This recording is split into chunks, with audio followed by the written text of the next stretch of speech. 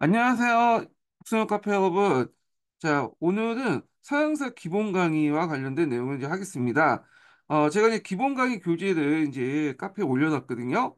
그래서, 그 밑에도 이제, 첨부해놨으니까 그걸 다운받아서 보시면 될 것 같아요. 그래서 요 이제, 기본 강의 이제 들어가기 전에, 이번에 이제 기본 강의 서양사 할 때 이제 뭘 봐야 되냐, 요 책을 잠깐 보고 넘어갈게요. 일단은 서양사는 서계가 기본이죠. 서계가 이게 제일 기본적인 책이에요. 그래서 서계를 기본으로 해갖고 이제 서양사 총론이나 서양사 강의, 그다음에 이제 뭐 사회 있는 서양사, 서양사 강자 이런 책들을 이제 보시면 될 것 같고요. 그다음에 이제 여기 보면 서양 중세사라든지 그다음에 이런 책도 있는데 이런 책들은 이제 가끔씩 시험 문제 나오는 그 책들이거든요. 그래서 일단은 서계를 이제 바탕으로 서양사 총론, 서양사 강의, 서양사 강자, 서울 있는 서양사 이렇게 이제 네 개를 보조적인 수단으로 이제 갖고 보시면 될 것 같고 나머지는 이제 뭐 여러분들 피할 때마다 보시면 될 것 같아요. 그래서 이 교재도 서계를 중심으로 해갖고 이제 제가 만들었어요. 그래서 서계에다가 기출을 이제 중심으로 했거든요. 그래서 뭐 여러 그 내용도 있는데 좀 뺐어. 이게 원래 기본 강의 내용이기 때문에 상당히 이제 뭐냐면 진짜 임용해서 필요한 핵심적인 내용들만 최대한 집어넣으려고 해서 이렇게 만들었다. 이렇게 보시면 될 것 같고요. 그리고 강의 이제 진행은 사양사 기본 강의를 이제 이렇게 메인으로 해서 이제 그 사양사 심화 교재가 있어요. 요거보다 좀 더 저 깊게 나간 교재가 있는데 요걸 이제 보조 교재로 해갖고 진행을 하겠습니다. 예, 그렇게 이제 알아두시고요. 자, 그러면 이제 본격적으로 내용을 이제 들어가 볼게요. 자, 교재 몇 페이지 펴보시냐면요. 4페이지 펴보세요. 자, 이 고대 그리스 관련된 내용들이 있는데요. 이제 고대 그리스 들어가기 전에 에게 문명 있죠? 이 에게 문명이 예전에 한 두 번 정도 나왔어요. 그래서 이제 좀 봐둘 필요했는데 일단 에게 문명은 이제 그 중간 단계 문명이라고 하죠. 고대 그리스 문명하고 오리엔트 문명을 이렇게 중간을 연결시켜주는 그런 문명적 성격이 있는데 그 에게 문명의 이제 지역적인 범위를 보면요. 일단은 크게 보면 이제 초창기 때 크레타 문명 있고, 그 다음에 미케네 문명 있죠. 요 미케네 문명. 그 다음에 여기 보면 소아시아 반도가 있어요. 이 소아시아 반도 여기 쭉 해안 지역을 중심으로 해서 뭐 밀레투스, 트로이 같은 이오니아 지역 있죠. 여기를 이제 세 곳을 이제 무대로 하고 있다. 이렇게 이제 보시면 될 것 같아요. 자, 그러면 에게 문명이 이제 좀 시기적으로 이렇게 구분을 해보면 되게 에게 문명의 시작점은 이제 BC 20세기, 뭐 또 기원을 하면 BC 30세기 정도 이렇게 보고 있는데, 요게 이제 크레타 문명이 이제 등장했고요. 그 다음에 BC 14세기를 기준으로 해갖고, 요게 이제 미케네 문명으로 넘어가게 돼요. 예. 그리고 이제 BC 1200년경에 도리아인들이 남아오죠. 예. 이 도리아인들은 미케네 문명도 그렇지만, 이 인도 유도부족들이 이제 세운, 사람들이에요. 그래서 이제 이 도리아인들이 이제 들어와서 미케네 문명을 멸망시키고 그리고 이 도리아인들이 이제 부족 국가 단위로 이제 살아가게 되죠. 그러다 보니까 이제 국가 단 시스템이 없어. 부족 단위로 살다 보니까. 그래가지고 이제 글자를 사용하지 않게 되고 이 시기 그러니까 BC 1200년부터 해서 고대 폴리스가 등장한 BC 8세기 무렵까지 글자가 쓰이지 않는 시대 그리고 유물 유적도 그렇게 발견되지 않은 시대이기 때문에 이 시대가 깜깜이 역사야. 그래서 요걸 이제 다크에이지, 암흑시대로 가죠. 그래서 이 암흑시대 같은 경우에는 주로 이제 일리아드나 오데세이 같은 호메르스가 지었던 이 문학작품을 통해서 이 사회상을 이제 유추해 볼 수 있기 때문에 이 시대를 이제 또 호메르스 시대라고 또 하죠. 그리고 BC 이제 8세기 때부터 이 고대 그리스, 폴리스들이 등장을 했다. 이렇게 보시면 돼요. 자, 그러면 이제 먼저 탄생한 문명인 크레타 문명부터 이제 보겠습니다.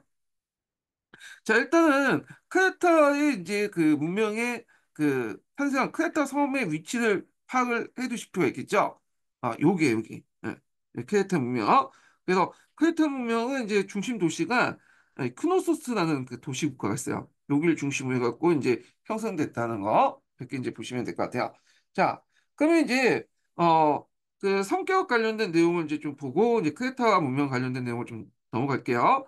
자, 일단은 이 에게 문명은 청동기 해양 문명이다. 그래서 크레타, 미케네, 트로이 이렇게 갖고 이제 여기 구성되어 있고요. 그리고 이제 아까 얘기한 것처럼 오리엔트 문화를 그리스에 전달하여 초기 그리스 문화 발달에 크게 공헌했다. 그래서 오리엔트 문화와 고대 그리스 문화를 연결시켜주는 가독 이전의 어떤 성격의 문화다 이렇게 있죠. 그다음에 에게 문명을 발견한 사람이 이제 크게 여러 사람이 있지만 첫 번째가 슐레이만이라는 사람이죠. 예, 슐레이만. 이 사람은 이제 그 어릴 때 지 궁상을 살았던 사람으로서 어릴 때 체계적인 교육을 받지 못했어요. 그리고 나중에 이제 돈을 많이 뭐냐 번 다음에 그때 이제 어릴 때 이제 그 이 사람이 호메로스 작품을 많이 읽었거든요. 그래서 이 사람은 이게 이제 신화가 아니라 역사적 사실을 믿었어. 그래서 이제 호메로스 나와 있는 그 트로이 전쟁을 그 뭐냐면 찾는 과정에서 그 당시 일리아드 오디세이에 있는 그 트로이 유적을 발견했죠. 물론 이제 요때 발견된 유적은 우리가 알고 있는 이제 일리아드 오디세이에 있는 이 트로이 전쟁의 시기대 유적지가 아니라 좀 그 앞에 있었던 유적지긴 하지만 하여튼 트로이 문명을 발견했다 이렇게 있고요. 그 다음에 이제 미케네 문명도 발견했죠. 그 아게메노의 이제 미케네를 발견하면서 거기에 이제 황금 마스크나 분모 같은 것들을 이제 뭐냐면 대량으로 발견을 했고요. 그래서 이 사람은 이제 그 시발로 해서 에게 문명의 발굴 작업이 많이 이루어지게 돼요. 그 다음에 이제 에반스라는 사람이 있는데 이 에반스는 크노소스를 발견했죠. 이 크노소스는 아까 전처럼 이 크레타 섬의 중심 도시의 크노소스죠. 그래서 이 크노소스에 미누스 왕의 미궁이 있었다고 이제 하고 있어요. 그래서 이제 이 미누스 왕은 이제 그리스 역사에서 나온 고전 신화에서 나온 일종의 뭐냐면 전설적인 인물인데 그 왕이 이제 그 여러 가지 그 궁궐들 를 이제 만들었죠. 그래가지고 이렇게 이제 발견됐다는 거. 그래서 이 크노소스의 발굴로 인해서 이 트로이 전쟁의 사실성이 더 확실해졌고요. 그리고 그리스 문화보다 앞선 시기에 에게에서 청동기 문화가 성립됐다는 걸 알고 있죠. 예, 발견됐죠. 자, 그래서 이 크노소스의 발견 내용이 좀 예전에 시험문이 나왔으니까 좀 기억을 해두시고요. 자, 이 크노소스의 미궁에서 발견된 이제 여러 이제 그 예술품 중에 하나가 뭐냐면 프레스코아로 그린 파리의 여인이라는 그 프레스코예요. 그래갖고 이제 요게 예전에 한번 시험문이 나왔어. 예. 이 프레스코화는 뭐냐면 벽에 해칠을 한 다음에 거기에 그림을 그리는 방식으로 이제 했거든요. 그래서 이제 파리의 여인은 그냥 이제 별칭이죠. 예. 그래서 요게 예전에 시험 문제 나왔고 크노소스도 시험 문제 나왔죠. 요거 기억을 해두시고요. 그 다음에 이 사람은 또 뭐냐면 그 에반스는 성상 문자를 이제 발견했죠. 성상 문자. 그래서 이제 에반스는 그날 카르타 문명에서 선상 문자를 발견했는데 그때 두 가지 문자를 발견했어요. 선상 문자 A와 그다음에 선상 문자 B로 이제 발견됐는데 원래 이제 A가 먼저 이제 사용되고 여기는 크레타인들이 사용되고 그다음 성상 문자 B는 미케네인들이 사용했던 문자죠. 그래서 요게 있는데 이제 성상 문자 A는 해독이 안 돼. 왜 그러냐면 요 이제 크레타 문명을 이끌었던 사람들이 인도 유럽어족 출신이 아니에요. 그렇기 때문에 지금 이제 그 인도 유럽어족이죠. 보통 영국, 프랑스 있는 사람들이 그러니까 여기 해석이 잘 안 되는 거야. 그래서 상상 문자 A는 해석이 안 됐고 다만 이제 미케네인들이 사용했던 상상 문자 B는 해석이 됐죠. 이게 누가 해석했냐면 벤트리스라는 사람이 이제 해석이 된 거야. 그래서 상상 문자 B를 해석함으로써 최초의 그리스어를 이제 확인했고 이게 이제 이걸 통해서 그 당시 사회적 어떤 성격 이런 것들을 알게 되는 거죠. 미케네 문명의 성격을요. 자, 그래서 이제 이렇게 이제 좀 보고요. 그다음에 이제 앞에 말한 것처럼 이제 크레타 문명, 이 크레타 문명을 또 다른 말로 이 미노아 문명이라고 또 해요. 여기를 예. 그래갖고 이제 있는데 일단 이제 크레타 문명의 특징은 뭐냐면 전지 왕권 성격을 갖고 있다. 근데 보통 이제 전제 왕권 같은 경우에는 좀 군사적인 어떤 힘이 강한 걸로 이제 연상하잖아요, 왕이요. 근데 여기 이게 뭐냐면 크노스를 중심으로 한 이제 이 전제 왕권은 비군사적인 어떤 성격을 띠고 있어요. 이게 좀 특징이야. 예. 그래갖고 그 당시 이제 강력한 이제 뭐냐면 무력을 통해서 이제 주변의 도시국가를 통치하는 게 아니라 교육이라든지 문화적인 영향력을 통해서 영향력을 발휘해서 그들을 이제 통치했다라는 데 의미가 있다는 거. 그 다음에 이제 앞에서 언급한 것처럼 요때 이제 크노소스 궁정이 발견됐고요. 그 다음에 이제 해상무역이 발달됐고 밝고 생동적인 문화였고요. 그 다음에 오리엔트 영향을 받아서 청동기에 진입됐다. 예. 그래서 이제 있고요. 그래서 미케네 문명이 멸망했다고 하는데 이 청동기 문명이 지금 BC 3000년이라고 되어 있는데 이 책마다 좀 달라요. BC 2000년, 뭐 BC 3000년 이렇게 있는데 하여튼 뭐 요 시기 상하는 좀 해석에 따라 달라질 수 있고요. 그래서 이제 이 문명이 이제 멸망한 그 원인에 대해서 두 가지 견해가 있어요. 하나가 뭐냐면 이제 이 바다 건너에 이제 미케네인들이 들어와서 결국에는 미노아 문명을 이제 발견했다는 거거든요. 그걸 이제 알 수 있는 게 초창기 때 이제 성상 A 문자가 이제 뭐냐면 많이 발견됐는데 후반기 유적지를 보니까 성상 B 문자가 이제 뭐냐면 많이 발견돼. 그래서 요 크레타인들의 영향을 받은 미케네 사람들이 오히려 역으로 이제 뭐냐면 크레타 문명을 공격해갖고 여기죠. 얘네들이 요걸 위해서 크레타 문명을 점령했다, 멸망시켰다. 라는 첫 번째 가설이 있고요. 두 번째는 크레타 섬에 테라 해산이, 테라 하산이 있어요. 이 하산 폭발로 해서 멸망했다는 설도 있어요. 예. 자, 하여튼, 이 두 가지를 멸망한 것 같은데, 정확한 건 아직도 이제 모르고요. 예. 그래서 하여튼, 이때 BC 14세기 기점으로 해가지고, 그게 뭐냐면 미케네인들이 이제 여기 들어와서 살았다는 건 분명하고 그 사이에 뭔가를 알 수는 없지만 뭐 미케네 문명이 이렇게 미케네 사람들이 쳐들어왔던 테라산이 폭발했던 간에 멸망했다는 거죠. 자, 그래서 요 내용도 좀 기억을 해두시고요. 그래서 이제 미노아 문명은 BC 14세기 때 뭐냐 무너졌고 그 이후부터는 미케네인들이 들어와서 살았다 이렇게 보시면 돼요. 그래서 이제 아쉽게도 이 민호화 문명이 이제 성상 A 문자를 기반으로 이제 만들어졌는데 이 문자가 지금 해독이 안 되죠. 그러다 보니까 이 민호화 문명은 크레타 문명은 주로 유물이나 유적 아니면 신화를 통해서는 이렇게 간접적으로 이제 밝혀진 거 외에는 문자를 통해서 이제 그 밝혀진 건 별로 없다 이렇게 보시면 될 것 같아요. 자, 그 다음에 이제 이렇게 있고, 그 다음에 예술적인 부분을 보면 이집트의 영향을 많이 받았다고 이제 하고 있고요. 그 다음에 정교한 도자기를 제작을 하고, 그 다음에 이제 크노소스 궁전, 미궁, 되게 복잡한 궁전이라고 하죠. 여기 이제 아테네 그 그리스 신화에도 나오는 궁전이에요. 예, 하여튼 그렇게 있고, 그 다음에 이제 앞에 말한 것처럼 그 페스코아 요거 있죠. 요게 이제 시험문에 나왔다는 거. 요게 미케네 문명, 그러니까 크레타 문명하고 관련된 그 그림이죠.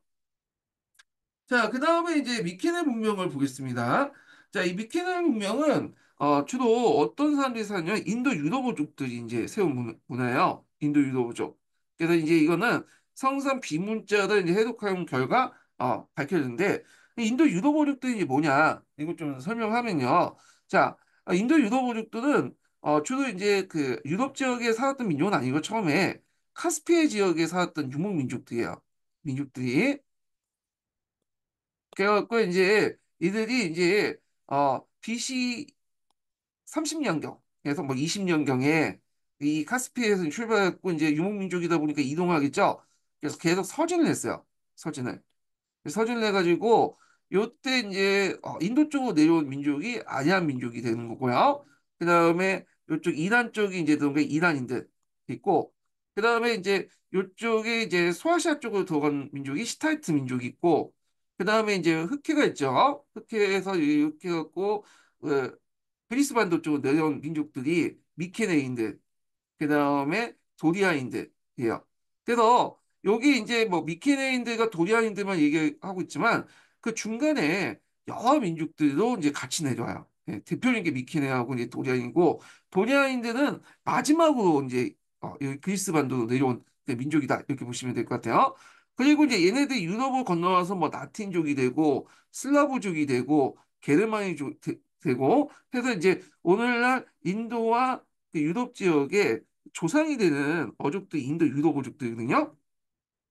자, 하여튼 이들은 이제 뭐냐면 BC 20세기경에 남하에서 그리스 본토의 원주민과 혼합을 해서 그 당시 중국 그리스와 펠로폰네스 반도에 소왕국을 건설했다. 여기 보면 이제 이런 소왕국도 이제 건설했다는 거 이렇게 좀 보시면 되고요.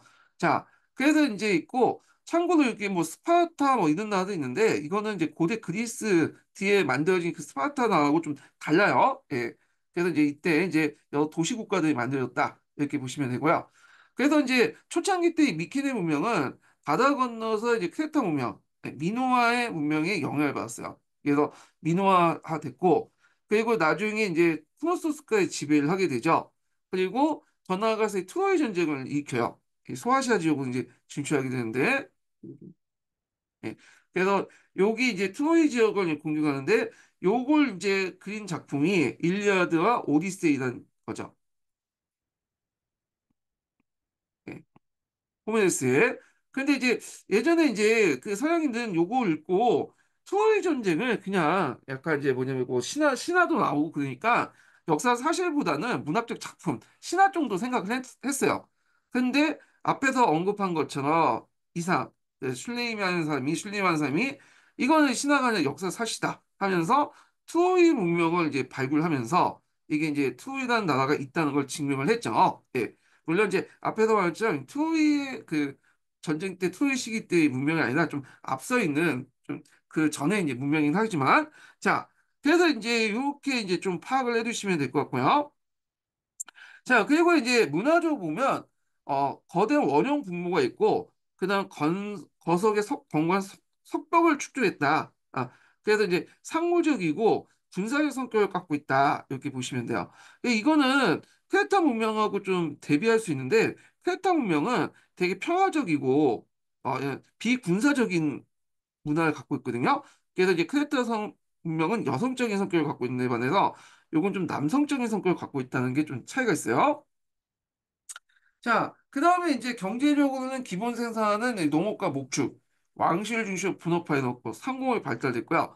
정치적으로 보면 약간 이제 오리엔트하고 고대 그리스의 어떤 중간형? 그러니까 오리엔트의 전제군주제와 그리스의 폴리스의 뭐냐면 중간 형태의 이제 뭐냐면 국가 구조를 가지고 있어요. 그래서 뭐냐면 이제 소규모 왕국이죠. 예, 폴리스보다 약간 큰 소규모 왕국이고 피라미드 구조의 사회였다. 그래갖고 이제 요 계층 구조를 잠깐 이제 좀 보면 여기 있죠. 여기 보면 이제 위에 왕이 있고요. 예. 이 왕이 있고 와나카라는 왕이 있고요. 이 왕은 그 밑에 이제 갈리오제와 상비군을 유지를 하고 있어요. 그 밑에 이제 갈리아하고 이제 총장이 있고 이들을 통해서 다모라고 부르는 인민들을 지배하고 있다는 거. 그리고 노예도 있는데 노예가 규모가 그렇게 크진 않아요. 보조적인 존재로 보시면 돼요. 주로 이제 생산력은 이제 여기 농경과 가축을 사용하는 인민들이 위해서 이제 했다 이렇게 보시면 되겠죠. 그래서 왕은 이런 촌장과 관리를 중심으로 한 이 관료제를 바탕으로 이 인민들을 지배했다. 이렇게 보시면 돼요. 자, 그 다음에 이제 그 왕권의 강도는 앞에서 중간 정도 보시면 돼요. 그래서 공납제에서 왕정으로서 국왕 강대한 토지와 간축 소유 및 강력한 권력을 소유하고 있지만 그렇다고 해서 오리엔트에서 말하는 군주보다는 권한이 약했다. 그래서 폴리스의 형식적인 왕보다는 힘이 컸지만 오리엔트 군주제의 그 왕보다는 힘이 약했다. 중간 정도의 왕권을 가지고 있다. 보시면 되고 그 다음에 그 봉도 소유자나 대지주로 구성된 전사단도 이제 소유하고 있다는 거죠. 자, 그 다음에 이제 붕괴가 되는데 이게 BC 1200년경. 그래서 이제 같은 인도 유럽어족 중에 나중에 내려온 민족이 있어. 맨 마지막에 들어온 민족이 도리아인이죠. 이 도리아인들은 뭘 가지고 있냐면 그 당시 철기 문화를 가지고 있었어요.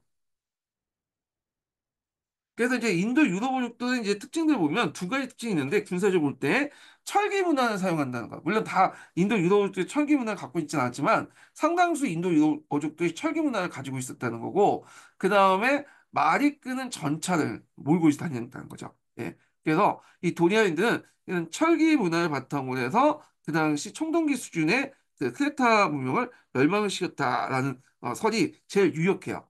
그리고 이제 또 하나의 이제 설이 있는데 이건 뭐냐면 바다의 사람들이라는 거야. 예, 바다. 이게 이제 BC 12세기 때 이 지중해 지역에서 일종의 정체를 모르는 해적 집단들이 등장했어요.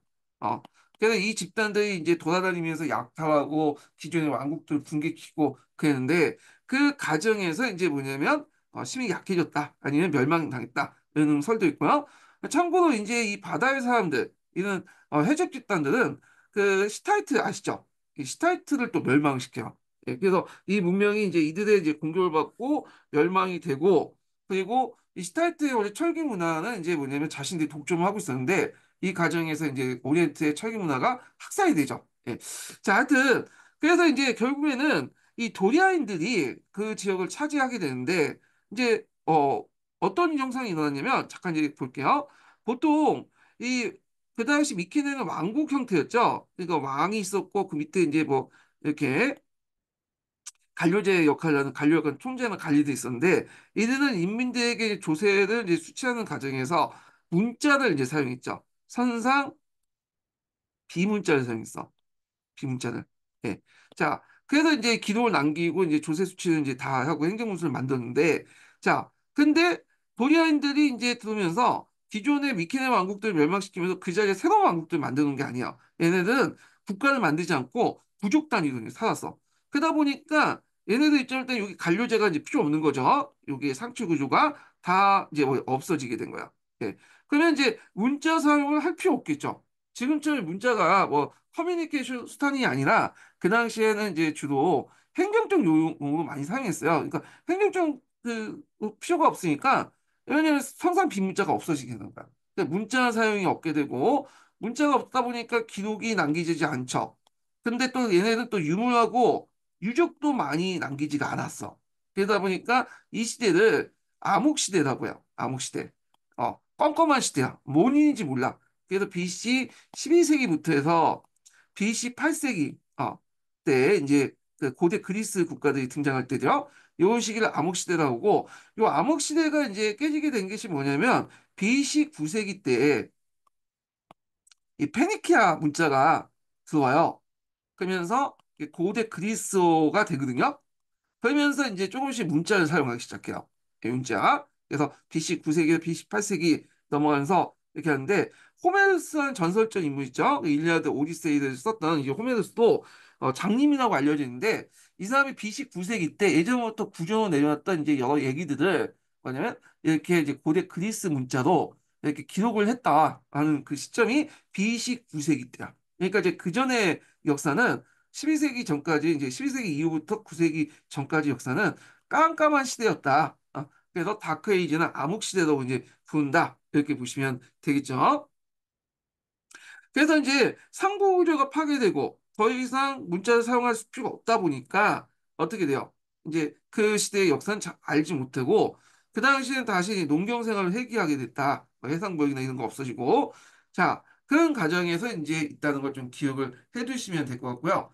그 다음에 이제 암흑 시대를 거쳐가지고 결국에는 이제 BC 8세기, BC 9세기에서 이제 8세기 넘어가면서 문자를 다시 이제 사용되기 시작하죠. 고대 그리스 문자를 이제 사용하기 시작한 게 돼요. 그러면서 이때 등장했던 이제 새로운 정치 형태가 이 폴리스라는 정치 형태죠. 폴리스. 자, 폴리스는 우리가 이제 생각 동네 국가 정도죠. 상당히 이제 뭐 커봤자 뭐 3, 4만 명 정도? 작은 국가는 뭐 5천도 안 되는 국가들인데 그 폴리스가 만들어진 배경이 뭐냐면 도리아인들 침입으로 사회가 혼란해지니까 또 대규모 종족 이동이 있죠. 그래서 이런 이제 사회적 혼란에서 외부의 적을 막기 위해서 방어하기 위해서 세네 개 부족들이 모여가지고 뭐냐면 폴리스를 만들기 시작해요. 이 폴리스를. 그래갖고 이제 이런 폴리스라는 정치 집단이 등장했다. 이렇게 보시면 돼요. 그래서 폴리스 만드는 이제 여러 가지 그 뭐냐면 그 성립 이론 중에 제일 보편적인 게 집주설이 있어요. 집주설. 이게 집주설이 뭐냐 하면 이거 잠깐 설명하면 자, 이게 주류인데, 그 도시를 중심으로 해. 그러니까 도시가 있고, 요 주변에 한 세네 개 총량이 모여가지고 하나의 독립국가인 폴리스가 형성됐다. 그래서 처음 만들 때는 군사적 공동체였다. 외부의 침입을 막기 위해서 세네 개 부족들이 도시를 만들고 주변에 농촌으로 구성된 이런 그 폴리스 형태가 등장했다. 근데 이거는 다수고요. 그 외에도 여러 형태의 폴리스도 있어요. 그래서 주변에 농촌이 없고 하나의 도시 폴리스가 있고 도시가 없는 폴리스도 있고요. 그 다음에 이제 그 부족 사회에서 유지되는 폴리스가 없이 그냥 부족 사회 유지하는 그런 이제 그것도 있다. 다양한 형태가 있다는 거죠. 그래서 이제 이 내용들 좀 기억을 해두시면 될 것 같고요. 그래서 이 폴리스 관련된 형성 내용을 관련된 내용을 한번 읽어보겠습니다. 이 서계에 있는 내용인데 좀 볼게요. 도리아족이 남아에 따른 혼란과 타국가의 위협부터 수수를 지키기 위해서 여러 촌락이 지휘적으로나 군사적으로 중심이 되는 곳에 모여들어 도시가 형성되었고 그 도시를 중심으로 주변의 촌락이 하나의 독립된 주권국가의 폴리스를 형성했다. 이게 이제 집주설인데 이게 제일 대표적인 이제 그 형태였다. 이렇게 보시면 되겠죠. 자, 그 다음에 이제 폴리스는 아까 얘기처럼 전형적인 것이 다 그렇진 않지만 도시와 농촌의 결합 형태다. 예. 예, 도시 지역이 있고 그 주변에 농촌 지역으로 이렇게 결합되는 형태였다는 거죠. 그래서 도시는 귀족들이 거주하고 농촌들은 농민들이 거주했다.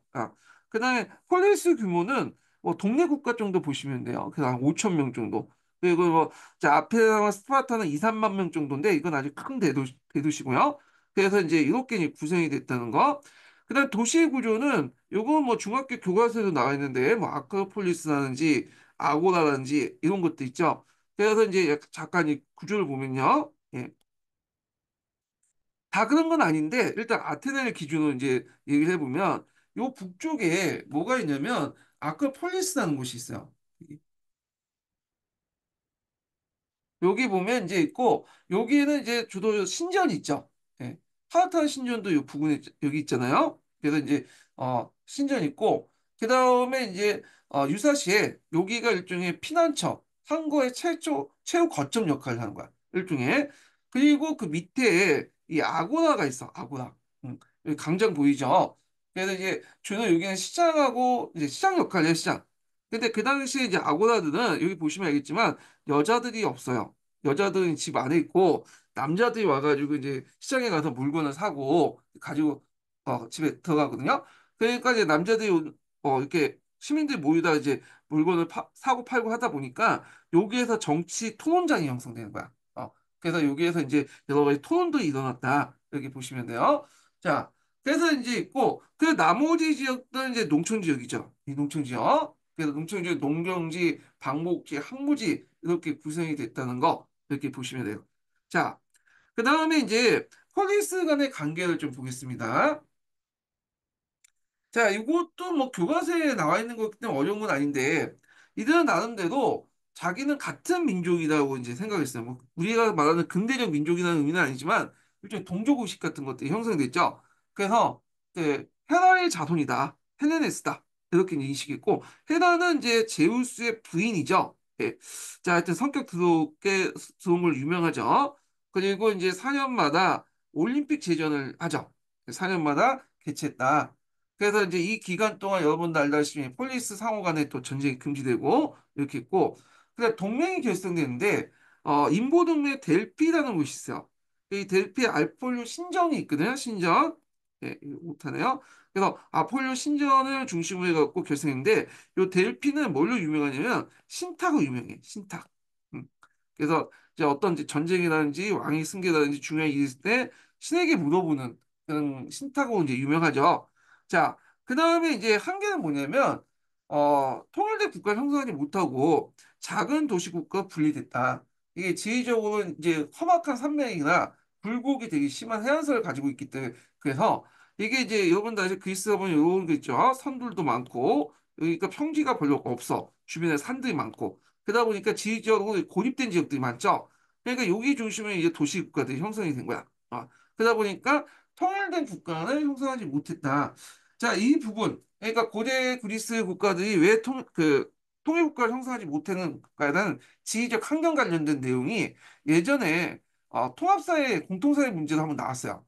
예, 그러니까 공통사회 문제보다는 예전에 통합적으로 이제 문제는 사회 교과 문제가 있었거든요. 통합사회 교과 문제 여기에서 나왔다. 이렇게 보시면 돼요. 근데 제 개인적으로 이게 통일된 국가를 형성하지 못했다고 하는데 왜 지리적 요인 때문에 형성하지 못했다고 하는데 실제로 이제 그리스 외에도 다른 나라들, 더 지리적 험한 나라들도 있거든요. 우리나라도 산지가 많잖아. 그런데 다 통합국가, 통일국가 만들었잖아요. 근데 내 생각에 정치적 역량이 부족한 것 같긴 해. 지리적 요인, 배경보다는 제 개인적 생각이에요. 자, 하여튼 그렇게 있고, 자, 그 다음에 폴리스 사회체계 동요를 볼게요. 자, BC 8세기부터 이제 뭐냐면 이렇게 폴리스들이 막 만들어졌는데 문제는 앞에서 언급한 것처럼 이 폴리스란 자체가 지역주로 이렇게 보면 되게 이제 여기 폴리스가 있으면 주변에 다 산지죠.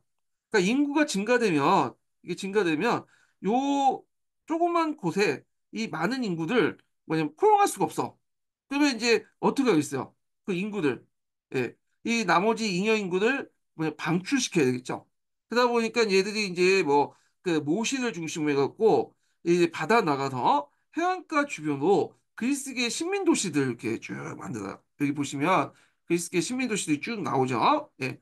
그래서 얘네들이 이제 내지까지 들어가지 않고 여기 이제 곳곳에 이제 뭐냐면 연안에 그 그래서 시민 도시들을 만든 이유가 있죠. 내지까지 들어가면 적은 인력 가지고 적은 그 인구 가지고 내지까지 들어가면 원주민들 공격을 받기 때문에 주로 해상 교통이 편한 그냥 해안가에 중심으로 이런 식으로 도시 국가들이 형성됐다. 그래서 이제 여기 그리스 도시들이 이제 반대에서 이제 모시가 있으면 요건 대부분 이제 여기가 여기까지죠. 여기 이제 나머지 부분들은 이제 뭐냐면 일종의 식민 도시가 되는 거야.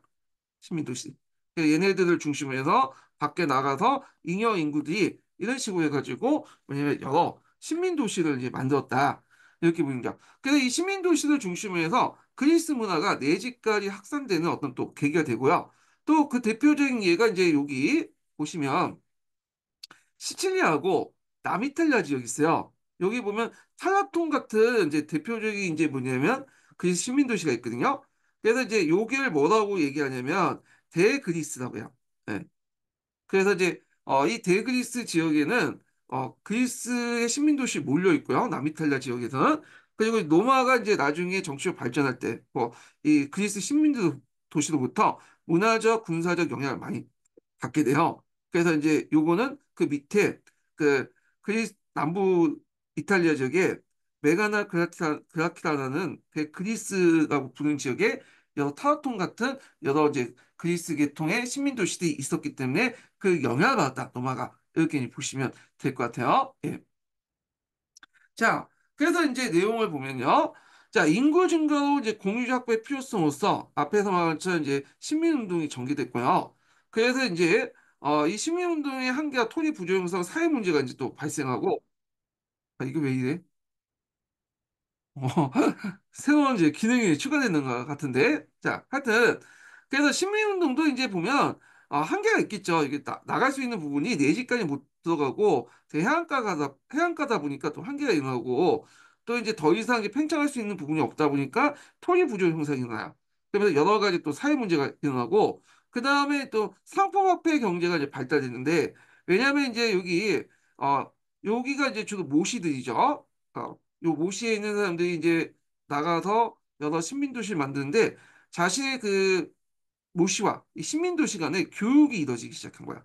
그러면서 이렇게 상품화폐 경제가 발달됐는데 이때 이제 상품화폐 경제가 발달되면서 이 경제 발달로 인해서 또 여러 가지 좋은 점도 있지만 어떤 그 농촌 경제가 파괴되는 그리고 빈부격차가 확대되는 그런 문제점이 일어나요. 그래서 그 당시 상품화폐 경제가 발달되니까 그걸 통해서 이득을 얻는 계층들이 있겠죠. 분명히 부유한 평민들이 등장한 방면에 또 상품화폐 경제가 발달되면서 해외로부터 값싼 농산물도 들어오고 하다 보니까 또 가격 경쟁력이 이제 떨어지게 되죠. 농산물 그 본토에 있는 그 농민들의 가격 경쟁이 떨어지잖아요. 그러다 보니까 농민들 되게 이제 몰락하고 그들 중에 일부는 빚을 가득 차가지고 노예로 전락되는 그런 사람들이 등장하게 되죠. 자, 그런 등등 해가지고 이런 사포화폐 경제 발달은 뭐냐면 부유한 평민과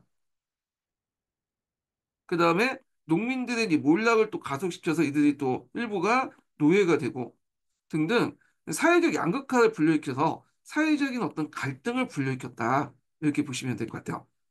그래서 상공업 발전과 부연 평민층의 부상 등이 있었지만 또 이제 뭐냐면 이 당시 이제 농민들의 이제 몰락 이런 것도 있었고요. 또 거기에다가 이제 상품화폐 경제가 발달하다 보니까 예전에 물품화폐로만 사용했는데 이게 불편하잖아요. 그러니까 이제 니디아로부터 화폐 제도가 도입됐어요. 그래서 은화라든지 금화라든지 식량화폐들을 이제 사용하게 되죠. 예. 그래서 이제 있고 이게 7세기인데 그래서 이게 이제 아테네 같은 경우에는 그 아테네 주변에 니오리온 은강이 발견됐어요. 그래서 요게 은강을 통해서 많은 이제 은하를 찍어냈던 거죠. 그래서 해상무역을 할 때 상당히 요기하게 사용했다. 기묘하게 사용했다. 이렇게 보시면 되죠. 자, 그 다음에 이제 부유한 평민층이 부상되면서 전술의 변화도 일어나요. 요거 예전에 이제 기출문제 나왔던 건데 요번에 시험 문제 나왔죠. 요것도. 자, 예전에는 주로 귀족들이 기병을 이제 주로 이게 했어요. 그 당시에는 이제 정근대 시대 때는 전쟁 나갈 때 어느 정도 경제력이 있어야 돼. 왜냐하면 전쟁 나갈 동안의 식량이라든지 무기라든지 갑옷이라든지 이런 것들을 다 자기 본인이 되는 거야. 국가가 안 줘요. 예.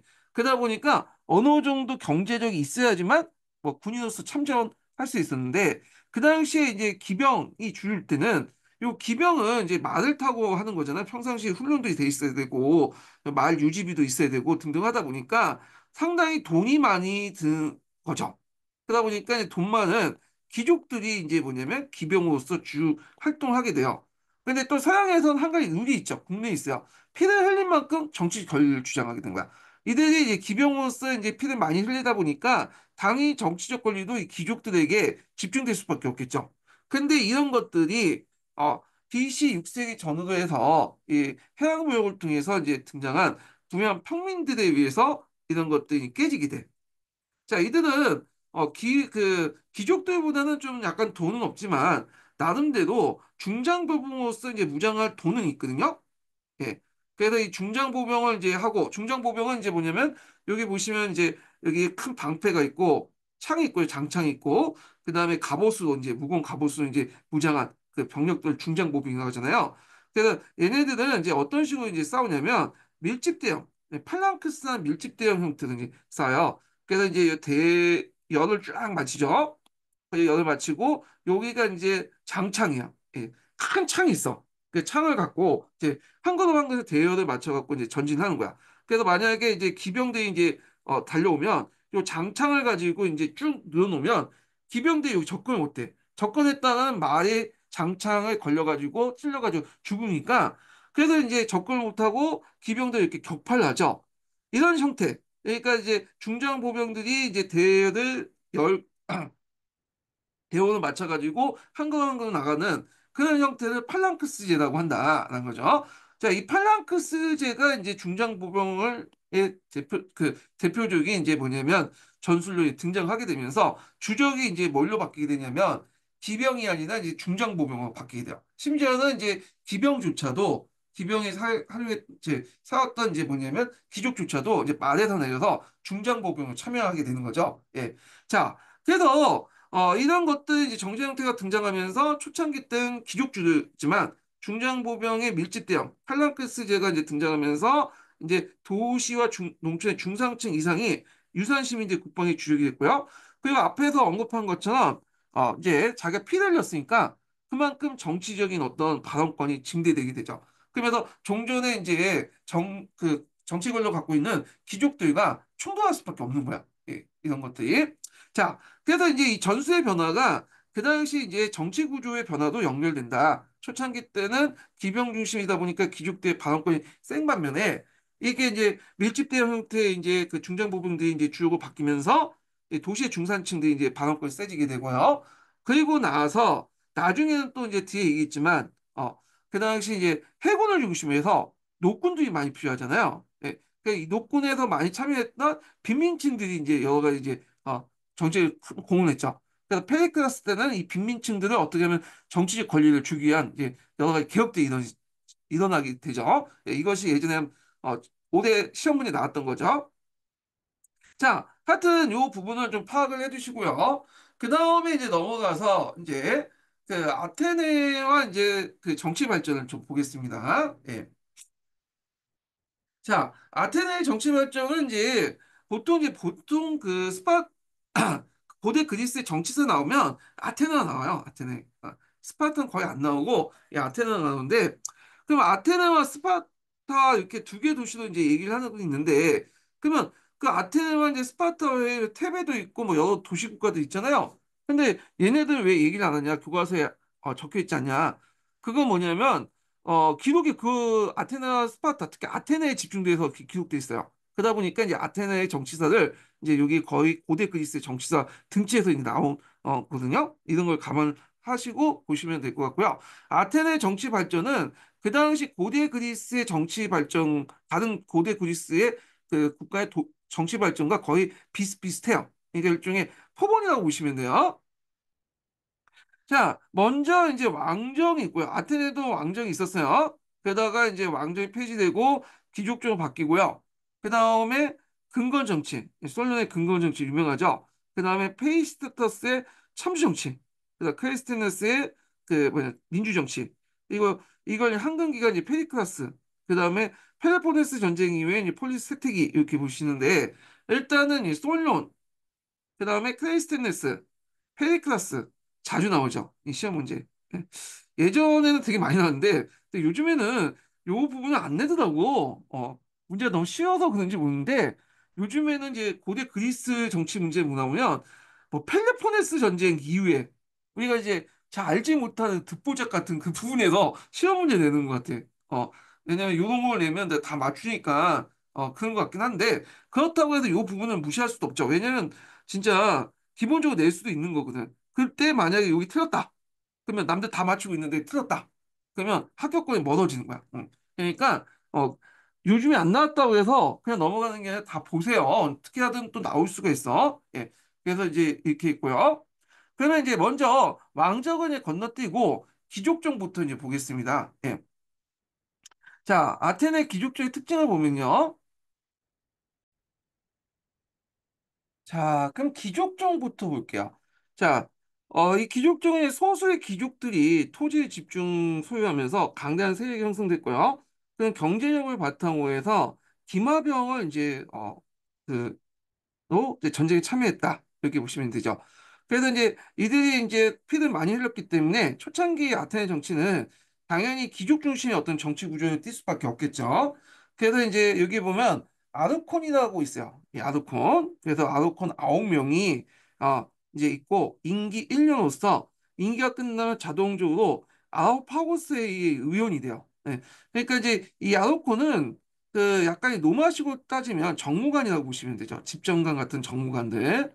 그래서 보통 노마에 보면 이제 이런 정무관들이 그 정무관 지위가 이제 끝난 후에 원로원을 이렇게 들어오잖아요. 마찬가지예요. 여기도 이 아라오파고스 회의는 노마의 원로원과 비슷한 개념이라고 보시면 돼요. 그래서 로마의 정치 구조하고 그리스 아테네 정치 구조가 좀 비슷한 점이 많아. 그건 뭐냐면 이제 로마가 아테네의 어떤 정치에 영향을 받았기 때문에 정치적으로 이렇게 이런 거와 이제 연결시켜서 보시면 돼요. 그래서 우리가 이제 우리나라 시스템이 예전에 뭐 고조나 조선 시대의 그 왕조 시스템이 중국 왕조 시스템과 비슷하잖아요. 통치제도에 영향을 받은 거죠. 이런 거와 비슷하다고 보시면 될 것 같고. 자, 그 다음에 이제, 미네는 일반 시민으로 구성됐고요.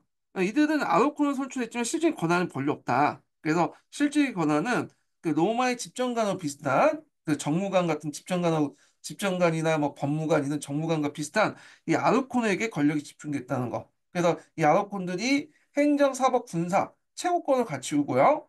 그리고 이들이 위에는 집단 지도 체제가 형성돼서 초창기 때 그리스 정치에 이끌었다는 거 이런 것도 이제 보시면 될 것 같고요. 그 다음에 BC 621년에 드래콘이 만든 드래콘 법전이 이제 만들어지죠. 이거는 엄격한 중벌주의인데 이게 뭐냐면 그 당시 빚을 질 때 빚을 이제 갚지 않을 경우에는 그 사람이 노예로 만들 수 있도록 했어요. 이 부채 노예가 이제 인정된 거죠. 그래서 이제 부채로 인해서 자유산실을 구용했다. 그래서 아테네 시민 중에 빈민층들이 많잖아요. 이들이 이제 뭐냐면 빚을 짊어지고 갚지 못할 경우에는 노예로 이제 팔리게 돼요. 그래서 이 드래곤 법전은 그 당시 이제 사회적 양극화가 이루어진 과정에서 뭐냐면 이런 사회 형성을 잘 반영되고 있고, 근데 이런 법들이 만들어지면서 이제 노예는 이제 뭐냐면 아테네 시민들이 노예되는 걸 인정해주면서 사회적 양극화가 더 벌어지게 되고 갈등이 이제 더 깊어질 수밖에 없겠죠. 그래서 그 당시 사회에서는 이렇게 이제 부유한 평민들의 등장으로써 기존에 이제 정치 권력을 갖고 있었던 이런 귀족들의 갈등이 일어났고요. 그 다음에 사회적 양극화에 의해서 빈민층 형성, 그리고 더 떨어져갖고 노예로 떨어진 그 사람들 간의 어떤 갈등, 사회적 갈등 간의 그 갈등, 이런 것들이 있었다. 그래서 이제 이런 것들을 이제 뭐냐면 해결할 사람도 있었겠죠. 그래서 이제 등장하는 사람이 솔론이에요. 솔론. 그래서 솔로는 이제 개혁 정치는 이런 사회적 양극화나 그다음에 이제 정치적 갈등을 둘러싼 이제 뭐냐면 부유한 평민들과 귀족들의 갈등을 조절해 줄 필요가 있어요. 그래서 이 사람을 조종자라고 해요. 조종자. 예. 그래서 이제 이 솔론 관련된 그 기출 문제는 여기 보시면 알겠지만 되게 많이 나왔어요. 예, 앞으로 나올 가능성이 많고요. 그리고 그 밑에 있는 것은 이 그는 다 솔론이야. 예, 솔론인데 관련된 이제 기출 예문은 이제 이렇게 적어놨죠, 제가. 자, 그럼 솔론의 개혁의 배경을 보겠습니다. 해외 진출과 시민활동, 그래서 상공이 발달되고 화폐제도가 도입되고 그 과정에서 이 부유한 평민들이 대두되고요. 이들은 이제 앞에서 언급한 것처럼 중장보병으로서 그 당시 밀집 대응의 이제 형태를 갖고 전쟁에 참여하면서 발언권이 높아지게 되죠. 그러면서 그 당시 이제 정치 권력 갖고 있는 귀족들과 충돌할 수밖에 없어. 거기에다가 이제 또 뭐냐면 곡물 생산보다는 이제 포도나 올리브 재배 같은 상품작물 재배하게 되는데 이유가 뭐냐면 게다가 해로부터 값싼 그 곡물 이때 곡물이라는 건 주로 이제 주식인 밀이죠 밀. 자, 밀이 이제 들어오게 된 거야. 그러면 기존에 이제 아테네에서 농사 지었던 사람도 있을 거 아니야. 근데 이제 값싼 밀이 들어오니까 이 밀농사 가지고는 도저히 이제 가격 경쟁이 안 되는 거죠. 그러다 보니까 대규모 이제 폭삭 망하게 돼요.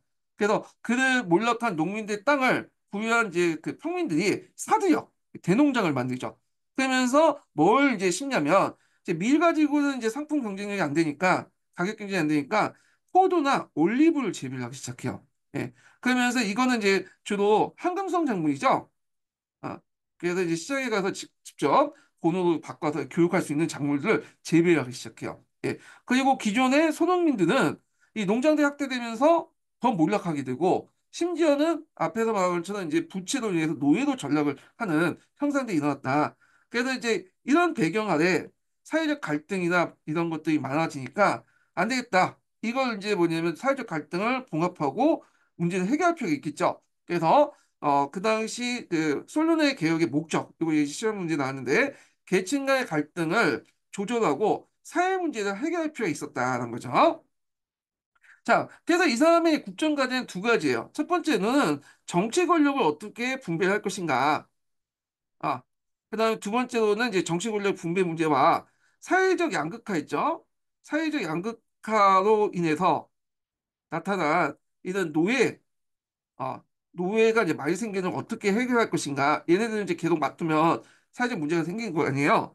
그래서 이제 했는데 그러면 이제 첫 번째 내용은 사회 경제적 개혁은 그 두 번째 관련된 내용인데 자 이때 이제 드래코는 엄벌주의를 타파해. 그래서 기존의 부채 말소를 부채로 인해서 노예가 된 자유민들 다 해방해요. 그래서 아테네 시민권자를 가지고 있는 아테네 시민권자는 기본적으로 노예가 될 수 없도록 만든 거야. 노예가.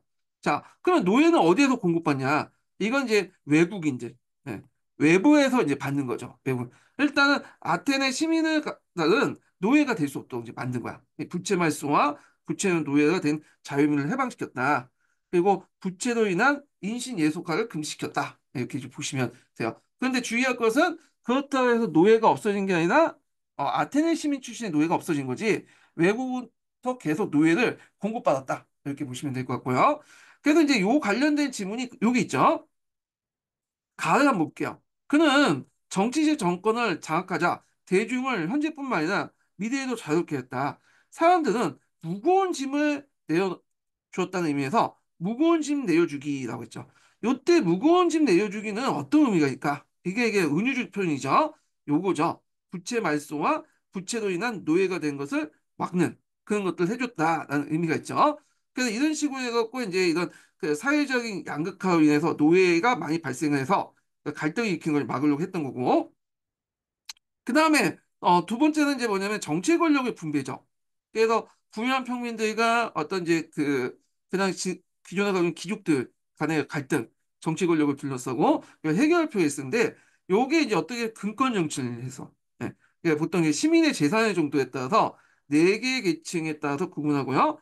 각각 정치 참여의 비중을 다르게 규정을 했는데 자, 여기 보면 이제 그는 재산 평가에 따라서 모든 사람이 전에 나눠줬던 것을 네 개 등급 뭐 이게 발음하기 좀 힘든데 페타코시오 메디노 그다음에 시파이스 제우키타이 뭐 테테스 이렇게 있는데 여기 이제 페타코시오 메디노이는 아마 이제 여기 귀족인 것 같아 이 순서 볼 때.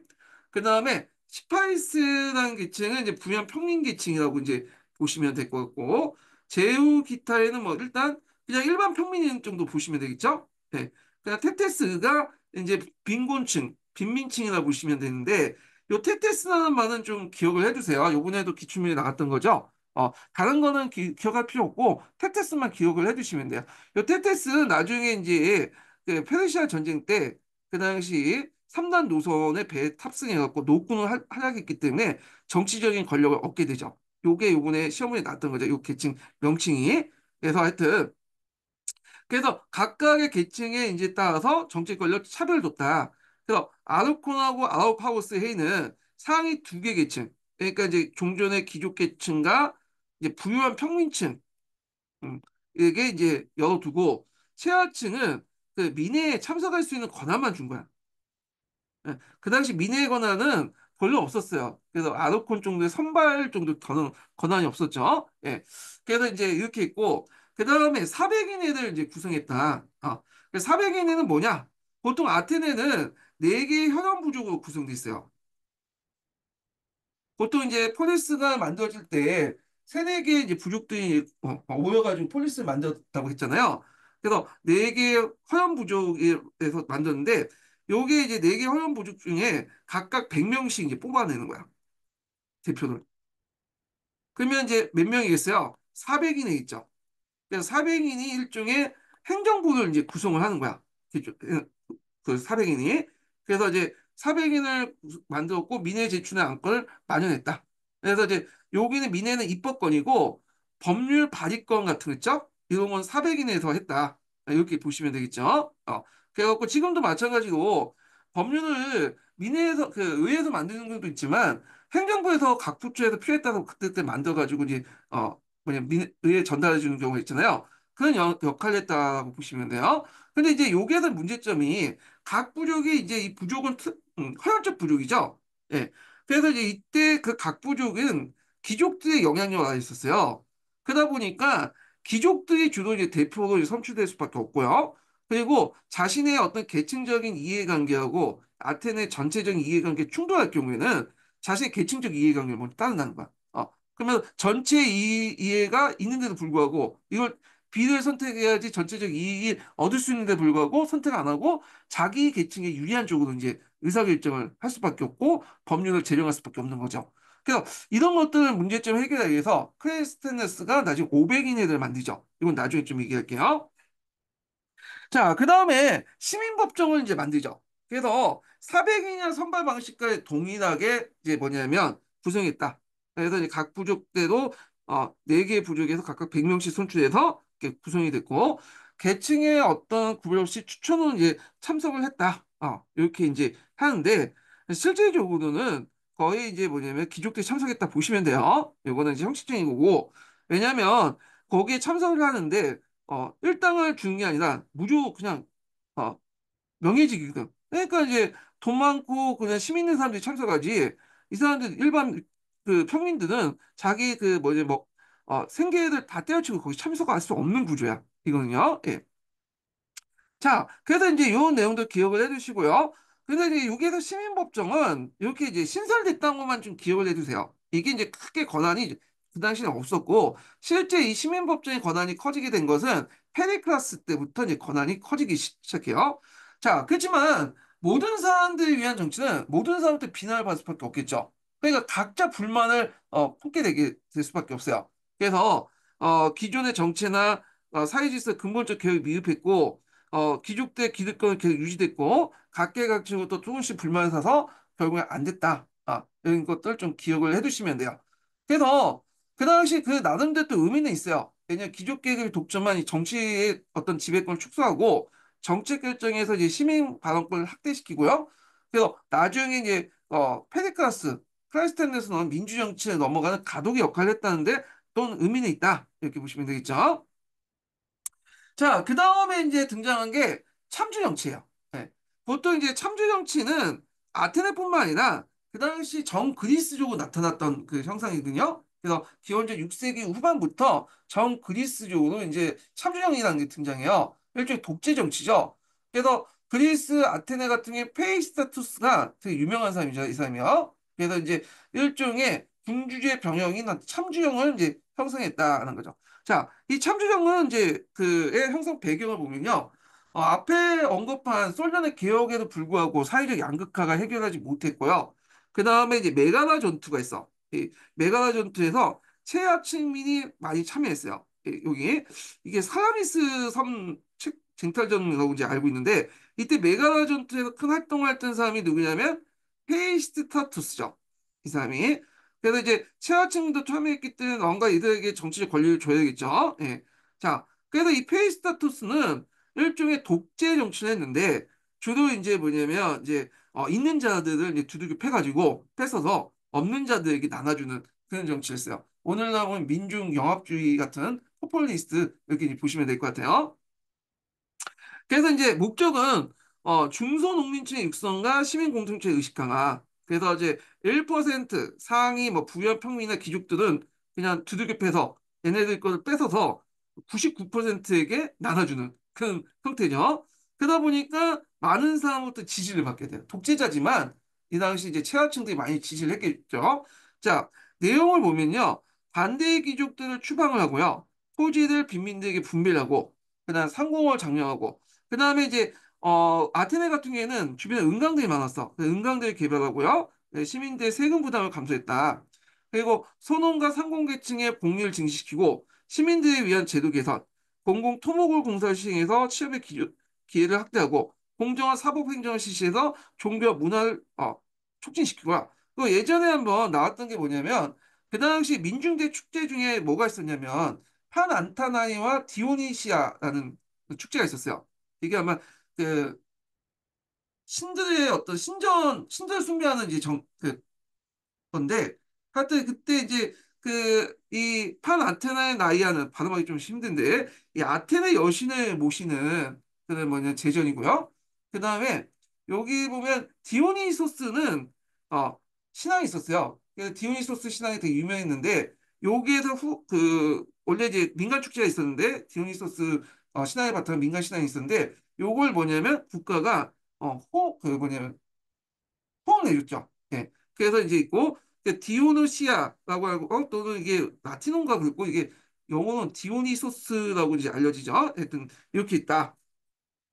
그래서 아테네와 그 다음에 디오니소스를 모시는 그런 축제를 원래 민간 축제를 국가가 국가적인 어떤 종교 축제도 장려했다. 그래서 민중대 한심을 살리겠다. 요게 예전에 한번 기출문제 나왔어요. 예, 요게. 그래서 이 페이스타토스는 이 사람이 단독 문제는 나오진 않았고 요게 옆에 꼽사이킥의 이제 오답 형태로 이제 나왔거든요. 그렇기 때문에 한번 나올 가능성도 있어. 이 사람도. 예. 성격을 보면 이게 뭐 김정은처럼 이제 폭정을 통해서 한 게 아니라 민중대 적극적인 지지를 바탕으로 한 계몽주의 성격입니다. 그 민중 영합적인 어떤 성격이 있고요. 그 다음에 또 이제 원종도 했는데 트라키아 병력을 지출하고 흑해로부터 식량 공급의 성을 확보하려고 했다. 왜냐하면 이제 아테네 같은 경우에는 앞에서 언급한 것처럼 주로 이제 농업이 황금 장군을 재배하는 방식으로 있잖아요. 올리브나 포도. 근데 이런 것들은 시장에 가서 큰 수익을 얻을 수 있지만 이걸 가지고 먹고 살기 힘들죠. 실제로 이제 먹는 거는 밀이잖아요. 곡물. 근데 곡물 생산량이 이제 상당히 떨어졌어. 그래서 항상 이제 아테네 정치사를 보면 이 곡물을 어떻게 하든 확보하려고 했어요. 그래서 곳곳에 신민도시로부터 확보하고 하여튼 그렇게 이제 확보하는데 그 과정에서 이제 여러 원종도 있고요. 그리고 나중에 펠로폰네스 전쟁 때 패한 원인 중에 여러 가지 중에 이 아테네로부터 들어오는 곡물선을 그 당시 스파르타가 차단한 것도 있거든요. 예. 자, 그래서 어떻게든 아테네 같은 경우에는 외부로부터 이 공물을 안정적으로 이렇게 받아들이는 공급망을 확보하려고 했고 그 공급망 확보하는 과정에서 이런 원정이 이루어졌다 이렇게 보시면 되겠죠. 참고로 흑해 주변은 상당히 이제 흑토지대죠 여기가. 예, 지금 우크라이나 그런 지역이잖아요. 그러다 보니까 밀 생산량이 되게 많아. 예, 곡창지대요 여기가. 자, 그럼 의미를 보면요. 귀족 지배가 이제 동요하는 가운데 불만색이 비합법적 무력을 사용해서 정권을 장악했고 귀족 정치에서 민주 정치로 넘어온 가독의 형상이었다. 그리고 이 형상들, 그러니까 참주력이 등장해서 이제 뭐냐면 독재하는 그 형상들은 아테네만 일어났던 것이 아니라 전 그리스적 형상이었다. 이렇게 보시면 돼요.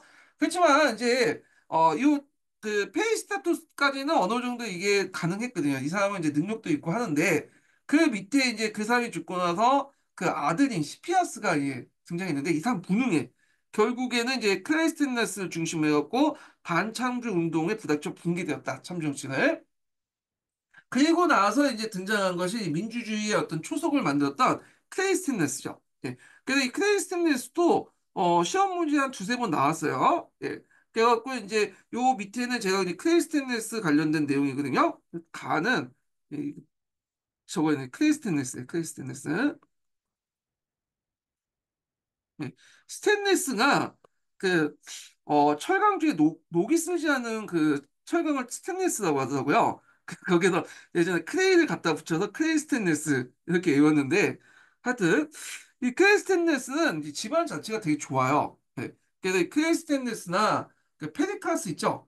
이게 얘는 명문가 출신이야. 명문가 출신. 근데 기족가 출신이지만 기족 명문가 출신이지만 이 민중들을 위해서는 정치를 했죠. 그러니까 뭐냐면 강남 좌파 같은 그 역할을 했던 사람인데, 자, 배경을 보면 앞에서 말하는 이 크레이스테니스 아들 시피아스 추방을 했고, 이제 참주정이 붕괴됐잖아요. 그러면서 이제 귀족과 평민가 또 대립이 일어나니까 이때 이제 귀족 출신이었던 크레이스테니스가 출연했다. 자, 그는 비록 이제 귀족 출신이지만 귀족들을 위한 정치가 아니라 평민들, 전 그리스도적인 어떤 그 정치를 했다는 게 특징이죠. 자, 그러면 이제 개혁의 목적을 보겠습니다.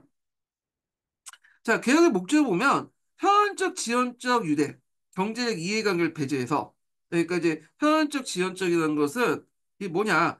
예전에 이제 사백인회를 이제 영상시켜서 보시면 될 것 같은데 사백인 같은 게 사백인회 사백인회는 네 개의 부족, 이 네 개의 부족이라는 거는 현안적이고 지연적으로 연결된 부족이잖아요. 이들에서 각각 100명씩 선출해갖고 이제 400인을 구성하잖아. 그러다 보니까 전체 이익보다는 귀족 간의 이익, 귀족들의 이익을 이제 챙긴다겠죠. 이런 것들 배제한다는 거야.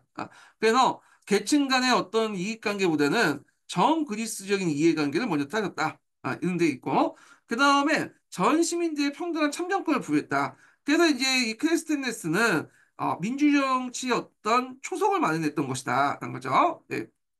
물론 이제 완성한 거는 페이커스죠. 이 사람이 또 한계도 있어요. 왜냐면 제도적으로 평등한 참여권을 부여한 것뿐이지 실질적인 거는 안 됐죠. 왜냐면 일반 평민들이 뭐 여기 민회라든지 정치활동을 참여하려면 돈이 필요하잖아. 근데 다 무급이야. 도저히 안 되겠죠, 이거는. 예. 자, 하여튼 요 개혁 목적 외워두세요. 이거 되게 중요하죠. 그 다음에 이제 페리카스의 정책 중에 이제 아니, 크레스텐네스 정책 중에 대표적인 게 도평 추방제, 그 다음에 이제 부족제 개편 그런 것도 있고, 그 다음에 500인을 비롯한 정치개혁 개편 이렇게 이제 볼 수가 있거든요. 자, 먼저 볼 것이 뭐냐면 도평 추방제요. 이건 뭐 다 아실 거예요. 이 도평이라는 것은 도자기 파편이죠. 네, 그 당시에 뭐 종이가 없다 보니까 도자기 파편에 이제 기록을 하고 그랬는데 이 도자기 파편에 뭘 적냐면 앞으로 이제 뭐냐면 참주가 될 가능성이 있는 사람을 적는 거야. 그래서 이 사람이 이제 6천 표 정도 얻었다. 그러면 이 사람은 이제 아테네부터 10년 동안 추방에 나가는 거야. 그래서 이런 식으로 해서 민주주의 정치를 어떤 지키는 보완적인 어떤 성질의 어떤 제도를 만들었다. 이렇게 이제 보시면 될 것 같은데. 근데 이제 이게 크레이스텐네스가 만들었다고 이제 보통 교과서에서는 이렇게 돼 있거든요. 예. 근데 책에 보면 서양사 개요는 어떻게 나오냐면 크레이스텐네스 또는 그의 정신을 계승한 그 이후에 제정된 것으로 이렇게 돼 있어요. 그래서 이게 이제 크레스텐네스 안에서 제가 이제 얘기를 하고 있지만 어, 클레이스텐네스 이후에 제정된 것도 있다. 그러니까 정확한 시기는 몰라요. 그러니까 하여튼 클레이스텐네스나 그 후에 가까운 후에 제정된 걸로 보고 있는데 보통 교과서에서는 그냥 클레이스텐네스 도평 추방제 이렇게 돼 있기 때문에 얘기를 하고 있는 거예요 지금. 예. 그리고 이제 고대 그리스사 있죠. 어, 이 고대 그리스사도 이제 한국 고대사처럼 기록이 별로 없어요. 예. 그러다 보니까 이제 기록을 어떻게 해석에 따라서 각기 다른 이제 관점이 많이 반영되거든요. 그러니까 이제 약간 이제 판타지적 어떤 상상력이 필요한 거야. 많이 필요해. 팩트와 관련된 자료가 별로 없다 보니까 거기에 온갖 상상력과 해석이 갖다 붙여졌기 때문에 뭔가 이제 시기적으로 이렇게 여러 가지 관점이 있다라는 건데 우리가 굳이 고대 그리스에 대한 어떤 뭐 이렇게 학문적으로 연구하려고 지금 공부하는 거 아니잖아요. 예, 우리가 항상 그 목적 의식을 이제 생각을 해야 돼. 우리는 지금 대학원이나 지금 박사학위, 석사나 박사학위 따려고 지금 공부하는 게 아니라 지금 임용시험을 보려고 한 거잖아. 그러니까 교과서나 그냥 통념적인 수준에서 보면 돼요. 어떤 분은 어떤 교수가 와서 이제 논문에서 내면 어떡하냐. 아, 벌써부터 이제 이렇게 미리 걱정하시는 분도 있어요. 아, 그럼 어쩔 수 없이 틀려야지 어떡하겠어요. 우리 같은 이제 뭐냐면 그 인구생들이 뭐 힘이 있나? 근데 어차피 그런 문제 내면 다 틀려. 형평성 없어. 어떤 뭐냐 변별력 없어. 그냥 그 넘어가시면 돼요. 그냥 틀려주면 되는 거야. 틀려주면. 자, 뭐 이제 쓸데없는 얘기를 하고 있는데, 자, 하여튼 도평 추방제를 실시했다. 예, 크리스텐네스 때 그렇게 기억을 좀 해주시면 될 것 같고, 자, 그래서 그 밑에 관련된 내용, 크리스텐네스의 도평 추방제에 관련된 6천 표 이상 얻으면 10년 동안 도시에 떠나야 된다.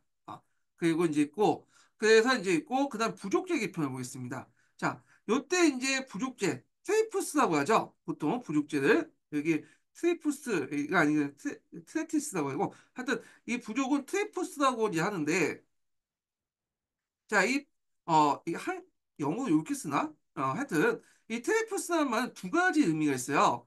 하나가 이제 표현적인 의미, 가 있고 얘때 이제 부족의 현현이라는 것은 보통 부족은 그게 있죠. 되게 보면 시족이라는 거는 현현이잖아. 근데 이제 그 시족끼리 이제 딱끼끼 하면 이게 뭐야? 핀볼이 나오잖아요. 근친혼이 돼갖고. 그래서 그 주변에 지형과 연결된 네 개 부족들, 세네 개 부족들이 통혼권을 형성하거든요. 그러니까 이제 요때 현원이라는 것은 서로 간에 인척 관계가 형성된 그 부족이라고 보시면 돼요. 인척.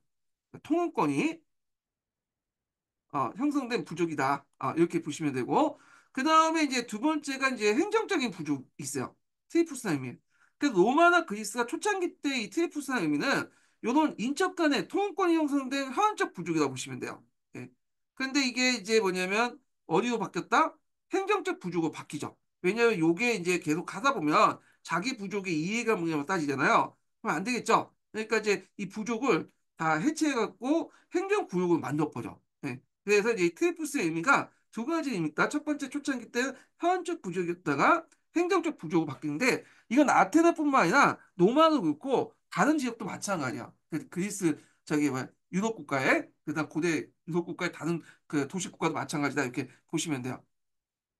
그 아테네는 이렇게 이제 네 개 화원 부족, 그리고 이제 인척 간의 통합권을 형성된 부족이 있었죠. 근데 이걸 이제 그대로 놔둘 경우에는 요게 이제 귀족들이 지금 멋대로 하기 때문에 안 되겠다 해서 10개 행정 부족, 트리푸스로 바뀌게 된 거야. 지역 중심으로 이게 바뀌게 되는데, 자, 요게 이제 어떻게 해체냐 보면 일단 네 개 화원 부족도 있어요. 이 화원 부족을 해체해서 데모스라는 이제 민중 자치구를 만들어. 그리고 이 데모스를 다시 뭐냐면 내륙 지역, 중심 지역, 해안 지역으로 이렇게 세 개 구역으로 난 다음에 30개 중간 행정구역을 만들죠. 그리고 여기를 각각 이제 뭐냐면 또 10개 행정구조 만들어요. 그래서 내륙 지역에서 한두 개, 중심 지역에서 한두 개, 이 도시 지역이죠. 도시 지역에 한두 개, 해안 지역에서 한두 개. 이렇게 뽑아서 한 개 행정구역을 만들어. 그러면 몇 개의 행정구역이 나와요? 10개씩 나오죠. 하나 하면 10개씩 나오잖아요. 그래서 요 10개 행정구역에서 이제 뭐냐 각각 몇 명을 이제 선출하면 100명씩 이제 선출되는 거야. 그래서 각각 500 이내를 만들죠. 그러면 종전에 4개 헌혈 부족에서 400 이내 만들면 당연히 그 헌혈 부족을 지배하고 있는 귀족들이 이제 대표를 선출하는데 서로 이제 잘 모르는 사람들끼리 섞어 놓잖아. 내륙에서 중심지 해안에서 각각 이제 10개 행정구역. 근데 같은 부족이라도 사는 곳이 각각 다르죠. 서로 이해관계도 없고 알지도 잘 못하고 그러다 보니까 여기에서 100명을 선출한 건 되게 귀족들도 있겠지만 일반 평민들도 있겠죠. 다양한 계층들이 이제 뭐냐면 섞여 있잖아. 그럼 이 500인에서 법안을 만들고 이제 행정 처리할 때는 당연히 자기 부족, 그다음에 자기 계층의 이해관계보다는 그 계층, 그 아테네 전체 이익을 생각할 수밖에 없잖아요. 자, 이런 식으로 이제 10개 행정부족 체제를 만든다. 그리고 이걸 바탕으로 100명씩 뽑아서 500인회를 구성했다. 이렇게 보시면 될 것 같아요. 그래서 이제 이 정치기구 개편은 이제 민주정치를 기반을 만들어서 내부 갈등을 약화시킨 건데 앞에서 말한 것처럼 500인 협의회를 이제 구성을 하고요. 예. 그래서 이거는 행정적 성격이 강하다. 그러니까 이 관련된 내용이 예전에 11년 기출문에 나왔어요.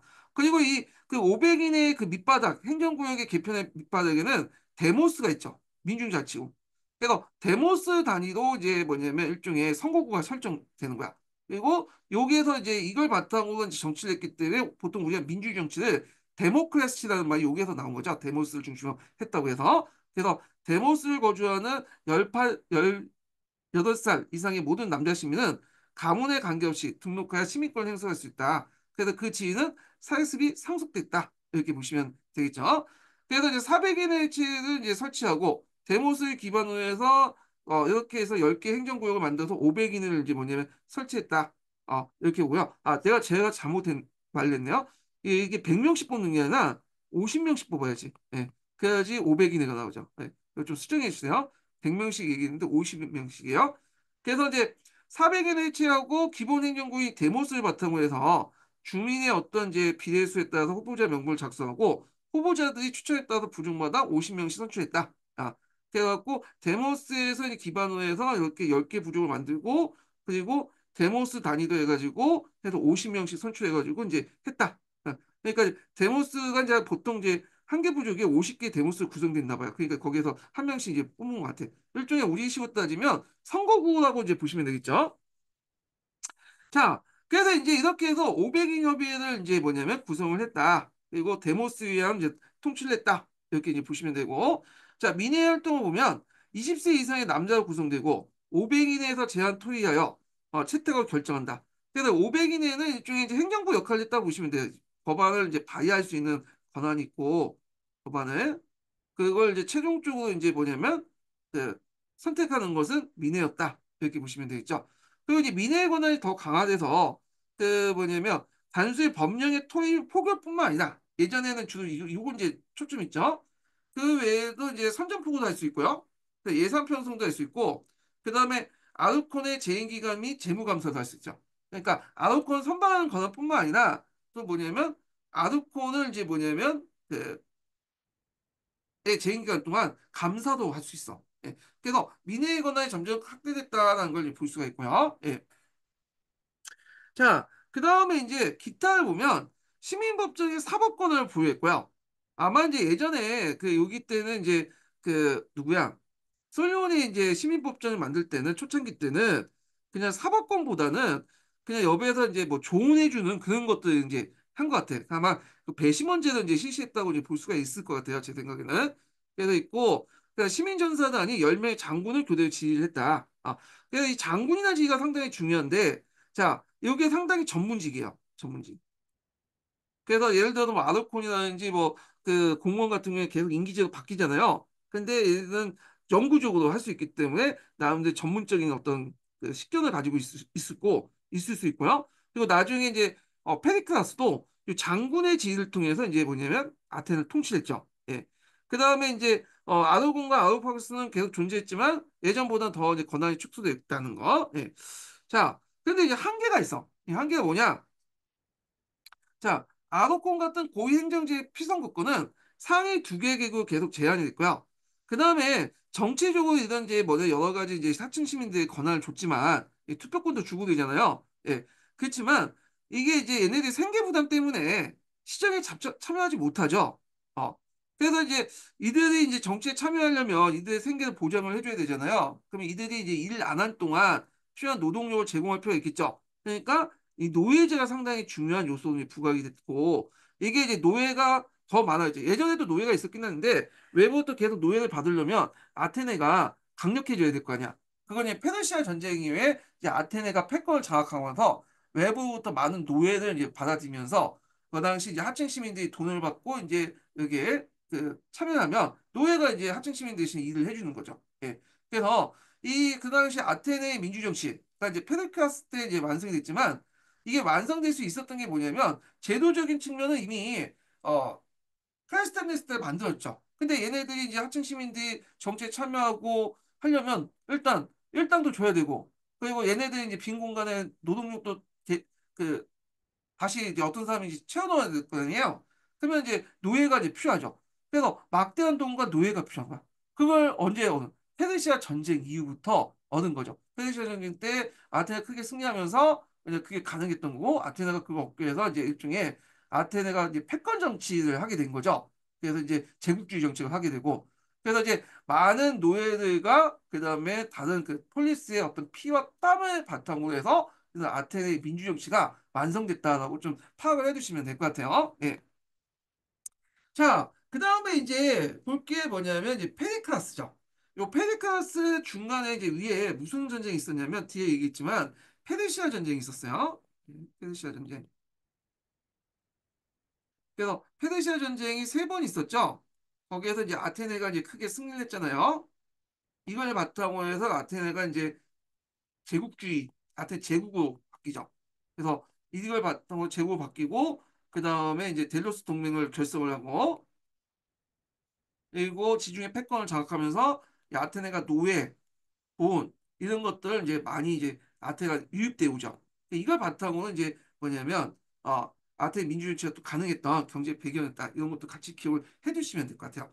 페르시아 전쟁 관련된 내용은 뒤에 있으니까 그때 한번 다시 얘기하고요. 여기에서는 이제 페르크라스 BC 5세기 때 정치 관련된 내용을 이제 살펴보겠습니다. 요거 하기 전에 첫 번째 인증번호 알려드릴게요. 첫 번째 인증번호는 17번입니다. 첫 번째 인증번호는 17번이에요. 예. 자, 페리카스는 이제 좀 쉬었다가 진행을 해볼까요? 이군요. 예. 아이고.